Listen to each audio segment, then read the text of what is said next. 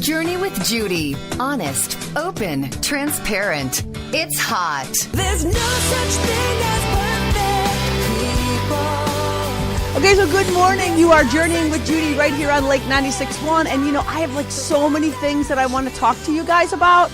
I've been in Kansas on this amazing retreat. Well, not really a retreat. It was a conference, the Midwest Catholic Family Conference. I got to be one of the speakers.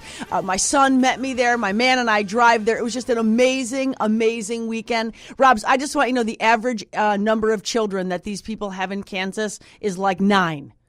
I'm telling you, I think that I'm guessing. I know they go to church a lot where I was, and it's obvious what else they do a lot, because there were just kids everywhere, and it was just a phenomenal weekend. And I'm going to have to just park that, and maybe we can talk a little bit about it next week, because I had a daughter who turned, my final number 4 daughter, which makes me look like a slacker that I only have 4, and my Kansas friends have 9, 10, and 13, and make it look great and like they love it. My 4th and final child turned 16 this week, and so that opens up some new conversations, some new dialogues about some things that were not able to happen until she was 16. So we're going to talk a little bit about that. But like the highlight of my week, besides this Catholic conference that I got to speak at, was this little situation that happened when I was encountering someone at a drive-thru. So first of all, I am in the business of being satisfied. Okay, I just want to be clear that I think that God has gave us life so we would have it abundantly, and so we should not settle for less than the best. Okay, His personal best for us, for our life, and I even, because I'm so over the top, I carry that into every experience of my life. And so if I'm in a restaurant and I am not satisfied with what I received, I have no problem ordering something, telling the waitress if I don't like it, I'm just going to be returning it. When my kids were little, I would go to a store, and my son Carter, when he was very little, would say, "Mom, why don't you just get the manager now, because you're ultimately going to be asking for the manager." And so I am still the same person who would go out of their way to say something positive when someone does a great job. But by the same token, I have always tried to model for my kids, if you're not happy with something, let people know, because they want to know, right? They want to do a good job. So if I'm at Buffalo Wild Wings and I don't feel like I got, 20 pieces of $1 a piece chicken, I'm absolutely returning it. I'm asking the manager, what part of the chicken this might have come from, because clearly it's just not what I was thinking I would be eating. I've mentioned in the past at Buffalo Wild Wings that if it's all about the sauce, there's so little sauce, where is the sauce? So inevitably I either get a free meal, a coupon, or my order replaced. Now here's the deal. I don't want something for nothing. I just want to be satisfied. And my man and I don't eat out a lot. And so if we're going to eat out and spend $50 or $100 on something, then it better be awesome. So anyway, I've always taught my kids how to do that. Well, the other day, when we were coming home from Kansas, and in 2 instances in this past week, I was dissatisfied with a Culver's. Now, in one case, just so you know, I've been on a little weight, been watching my exercise and eating regimen.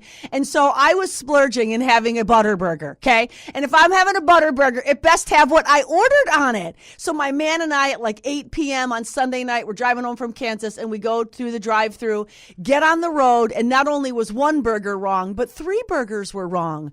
And so we did not have time. We were driving straight through, we meaning my husband. I sit in the passenger seat and text and just tell him how to drive. But we were just not going to turn around and go back. So long story short, I absolutely complained, okay?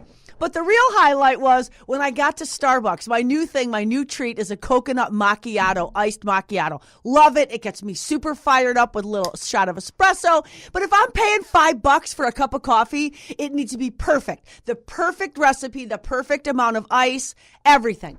Anyway, I went to Starbucks the other day, and Bob was in the driver's seat, so I handed him a card. I had purchased a Starbucks card, so I wouldn't always have to. It doesn't seem like you're spending as much when you hand them the card as $5. So I heard the girl say, "Do we take these?" And the guy behind her goes, "Yeah, I think so." So then she's like, "Wait, what size was it? Are you sure? Did you want it iced?" Or she was kind of clarifying my order. Lo and behold, she handed me my drink and said, "Listen, I'm just not even going to charge you. It's free." So I was like, wow, what a blessing. That was so awesome. As I took the card back, I realized as I was putting it in my wallet, I did not give her a Starbucks card. I gave her a Cheesecake Factory gift card. Anyway, okay, so I could not believe. So here's the trick, guys. If you want a free cup of coffee or a free thing at a restaurant, all you need to do is just give them a card from another place. It'll confuse them. So she kept scanning it and like trying to scan the card. Anyway, I got so many great things to tell you. Campbell's 2 big time best birthday presents were her driving and dating agreements that she has to sign now that she's 16. We'll talk about that when we get back. I begged for her to be in studio today with me to have her response live on the air as to her response to these 2 things, but she just, I just wrote them down. Let's put it that way. You're journeying with Judy right here on Lake 96.1. We'll be back.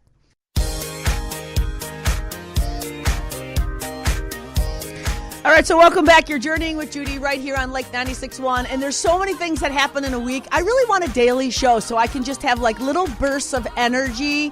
But anyway, we'll have to talk to Nancy about that. So, what I need to do is just pull out some little segment of something to talk about related to faith in everyday life. And of course, my kids are always, maybe not in your mind, the best material, but they're my best material because it is because of them that I have a remote chance of getting to heaven, because it's my job to get them to heaven, and I'm just going to be hanging on their coattails. So some of the rules and regulations, the rest of the world does not necessarily agree with, but we put some things into play. And P.S., it's not even about my kids as much as it's about Bob and I. We do not want our kids to find themselves in situations that are similar in any way, shape, or form to the situations that we have found ourselves in.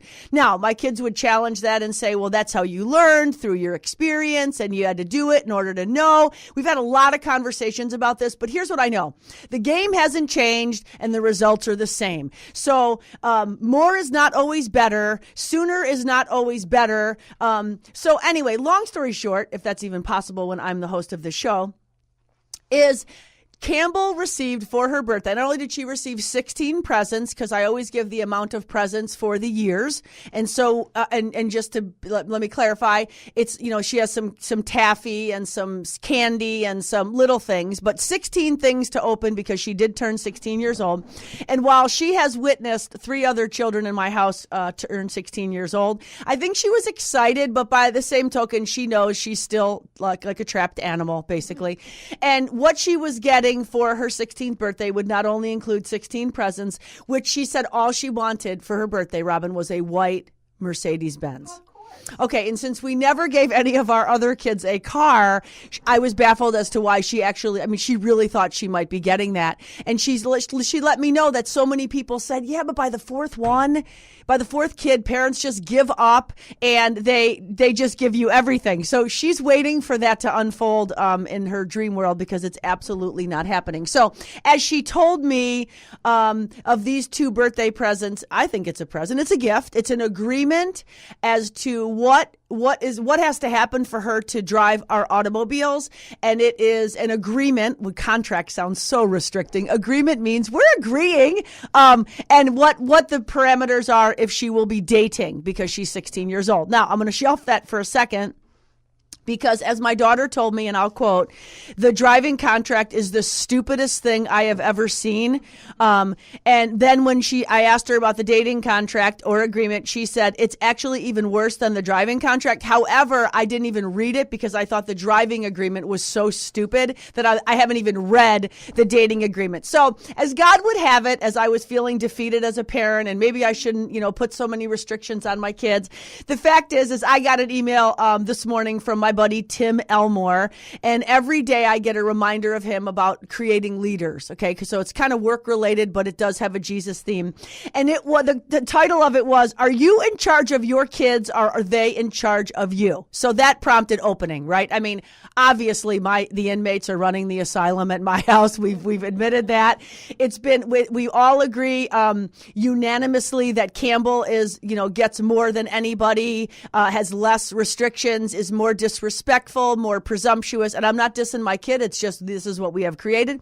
So the email said 6 steps that we can take. So before I get to the driving and dating agreement, which obviously will be in segment 3, so I'm going to make you stay tuned, I just want to be clear what he says. He says, as parents, we have to be clear because lack of clarity breeds insecurity. So In my house, my kids used to think that when you say no, when I say no, that meant we were on our way to a yes. Like the more you badger me, the more I will ultimately just throw my hands up in the air and say no. So like our fuzziness usually results in our kids feeling insecure, because the bottom line is, as leaders, the greatest gifts we can give is the gift of clarity. So be clear. Lack of clarity breeds insecurity. Number 2, Tim says, be consistent. Lack of consistency breeds confusion. So according to some psychologists, whether you praise your kids or how you raise your kids, the fact is consistency matters. Now, I just want to clarify, I would never break my arm patting myself on the back for my parenting when people say,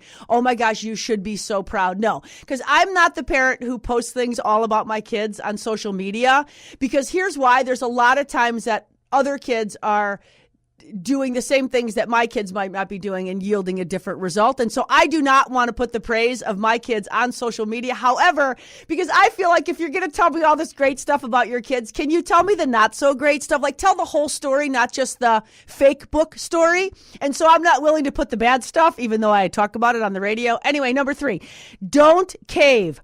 Lack of strength breeds instability. So parents, if we want to be breeding insecurity, confusion, and instability, number 3 was don't cave. So when we give in to the requests or the demands of our kids, we send this mixed message. So as much as I really wanted to blow my daughter away with a white Benz, I mean, she even said, Mom, can't you just get a new car and I can just take a picture by it and then pretend like it's my car?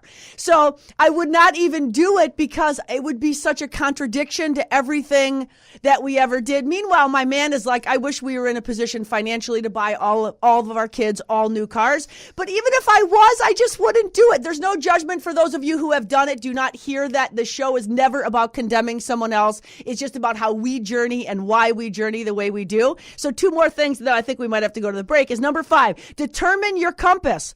Lack of direction breeds anxiety. So as a parent, if you're fuzzy about what should happen next, then it just makes sense that behavior and other things will follow. So you can waver back and forth on certain things, but the bottom line is you need to know, like, ultimately what direction you're heading in, and then obviously follow through with the intention. So stay accountable is number 5 or number 6. Tim says stay accountable. Lack of accountability diminishes grit. We've talked about grit before. So parents, this is my justification for my dating and driving agreements. And the college agreement, which will come 2 years for Campbell, is I do not want kids who are insecure, confused, unstable. I don't want to reduce their growth. I definitely don't want them to have anxiety or diminish their grit. So if you're on board and you want to stay tuned to 2 ways that we implement some rules and regulations that my kids absolutely hate, but it makes Bob and I feel like we're at least trying to let our kids not be in charge. Stay tuned and hear about the driving and dating agreement. You're journeying with Judy right here on Lake 96.1, and it's by the grace of God that this show happens, thanks to Greg Cunis. So go buy a car tomorrow. Goodbye. We'll be back. Be strong in the Lord and never give up hope. You're gonna do great things. I already know. God's got his hand on you, so don't. Okay, so I guess the only way we can be strong is to be strong in the Lord and never give up hope, because God is working everything out. When we don't even know it, behind the scenes, we worry about a situation that we're in, and in the meantime, God is going to make something great come from even our greatest failings, right? The things that we look back on, our greatest regrets. God will use those for someone, for His glory, of course, and just for something good. And as parents, like my man and I have just so struggled with our kids. We don't want them to turn out like us, okay? So we definitely want to do the best we can with these children who are entrusted to us. Like, how do you rule with an iron fist and a velvet glove? How do you bend their will without breaking the Spirit? I mean, without the Holy Spirit, I would be in jail right now because I would harm my children. I would absolutely harm them before I would let them harm themselves. It's like, oh, you're not going to ruin your life. I'll hurt you. And so anyway, before we went to the break, we learned that, a couple things like be clear, be consistent, don't cave, stay committed, determine your compass, and stay accountable. So I just know that if my man and I had these things in our life, we probably probably wouldn't have, crashed and burned on so many occasions, and we probably would have done things different. And here's the deal. Even if we didn't do it different, we would have at least been well-informed, right? Like our church teaches you should have a well-informed conscience. Your conscience should be your guide. Well, if you kill it, then it cannot inform you. And so I just want for our kids, and Bob does too, because I've convinced him that it's better, to just be well-informed. And so if you choose, right from wrong, and if you choose wrong, there has to be a consequence. And so anyway, driving is a privilege, Robin. And so if our kids are going to drive our cars, they better understand what the parameters are. And so my daughter Campbell, when she received the driving contract, she literally read it for like 2 seconds and then threw it up in the air and cried and went upstairs.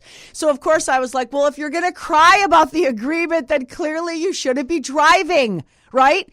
So she said, I quote, "It is the stupidest thing I have ever read in my life." Okay, I wrote this on my napkin. It's written on a bar napkin. Actually, it's a McDonald's napkin. So it says, "It's the stupidest thing I've ever." So I said, "Well, be clear. Give me clarity. What's stupid?" And she goes, "Well, the part where it says I cannot have a gun in the car, the part where it says I can't go off-roading into a field, and the part where I cannot listen to music." Okay, so Robin, get on the air. Is that unreasonable? The part about the music, yes. Yeah. It's a distraction. Yeah. Go. Okay, the part about the music, that's a little odd.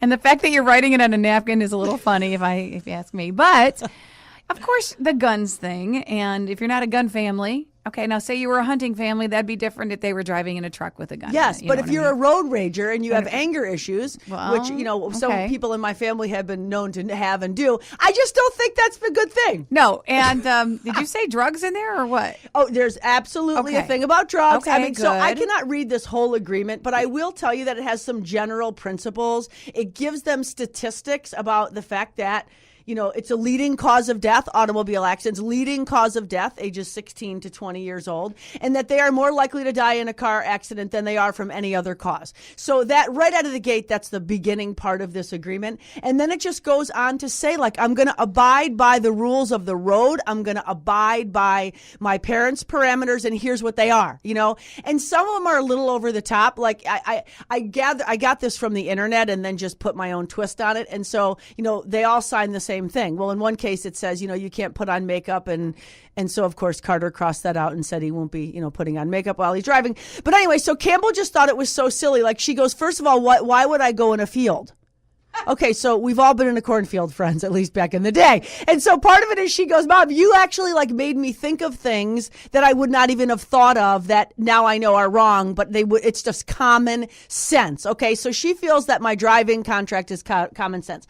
The dating agreement, on the other hand, first of all, you got to wait 40 days to date someone. Because after 40, and it's a biblical thing, I just feel like if you're looking at someone for 40 days, if you're still liking them, digging them, and you're attracted to them after 40 days, then okay, fine. But you know how that initial thing, like people bring their A game and now you're involved in them, and 40 days later you're in a commitment. So Campbell's little boyfriend, because he's going to be at our doorstep, was at our doorstep on the 16th day of her birthday. He didn't wait 40 days. He literally has been around for 40 months. This young man has been waiting around for Campbell to get the okay to be dating for 40. How do you fault a kid who waited 40 months? I think that is the sweetest thing ever. Although we did have a talk with him, and he does know that I will carry a gun, and I will track him down, okay, should he ever step outside of the dating agreement. So for those of you who might want a copy of the dating contract, driving contract, or even the college contract, feel free to private message me, and you will be shocked at how many people I will hear from.